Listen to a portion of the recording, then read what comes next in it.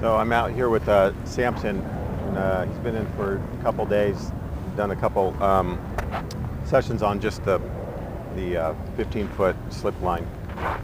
And so today I'm going to introduce e-collar to him and find his levels and just go from there. But he's obviously very flighty. He's warming up a little bit. This is pretty good for him to stay this close proximity. Usually it was in the first sessions all the way out.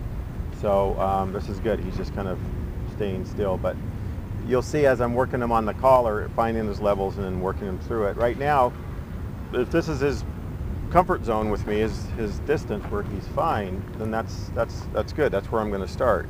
You know, before it was at the end of the leash, so we've actually worked up to here.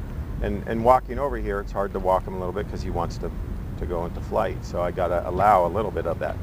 So first thing I'm going to teach him is just to learn to follow, and I'll work him in close to me. I've worked him in just a few sessions on slip lead this close, so we'll see how we do with the e-collar. But the last thing I'm going to ask from him is to actually give me a nice tight heel, because he doesn't want to be near me. I have to build that up first. So it's no different than if I have a dog like I had a Tavern Shepherd that was really, you'd yank your arm out of the socket going towards a tree. So different drive. That's prey drive. This guy's more defense drive, flight behavior. So, but both of them, you want to work them back into pack drive, and that's my goal today, is to work them back into pack drive. How close I get him, that's not the point. How close he wants to get, that's the goal. So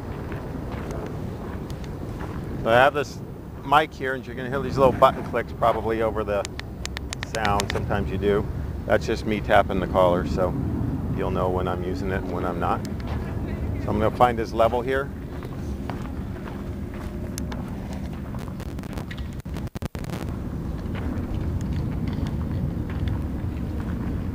There we go.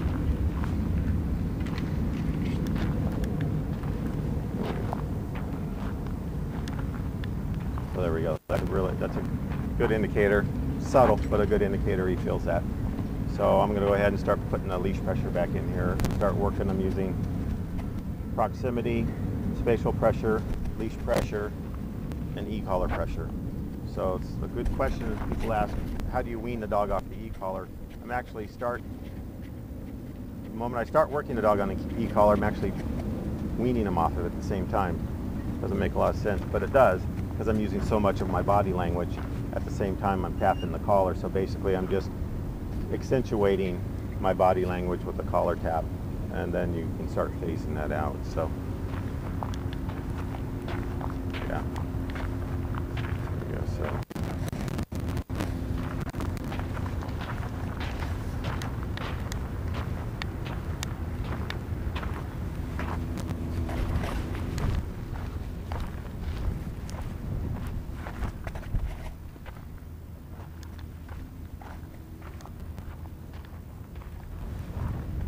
I'm not using any verbal cues for him at this time, not until I can see he's starting to get in a rhythm.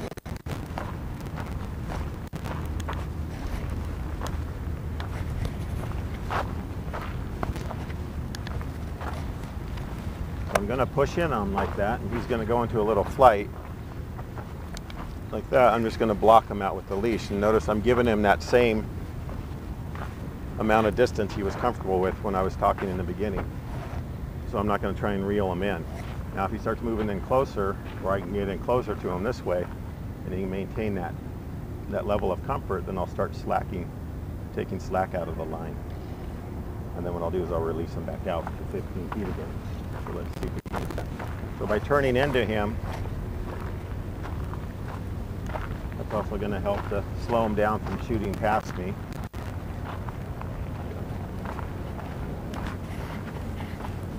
Which is actually still putting him into a defensive drive, but we'll get there.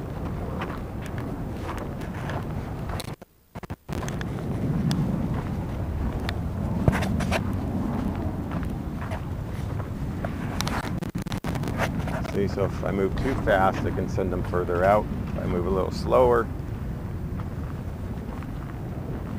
it doesn't move as quickly. So by picking up these paces, changing them off and on, he learns just to accept any pace that I come moving past them or towards them. Right there, I'm just going to block them a little with the leash.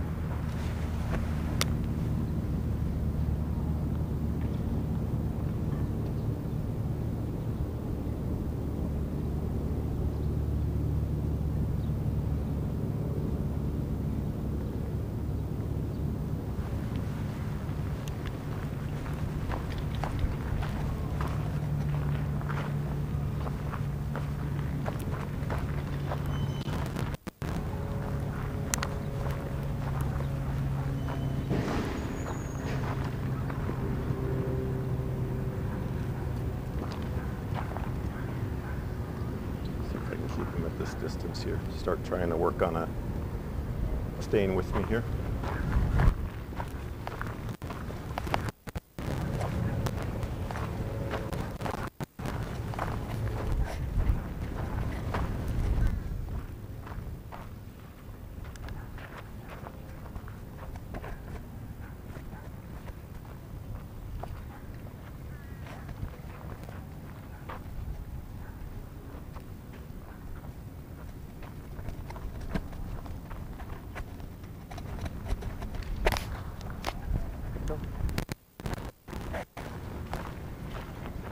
Let's go.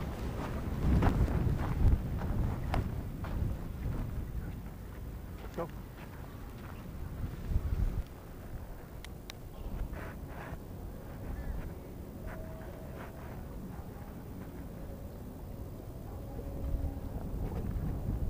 It's probably going to end the session right there. That's pack drive. That's what we were going for. I saw that.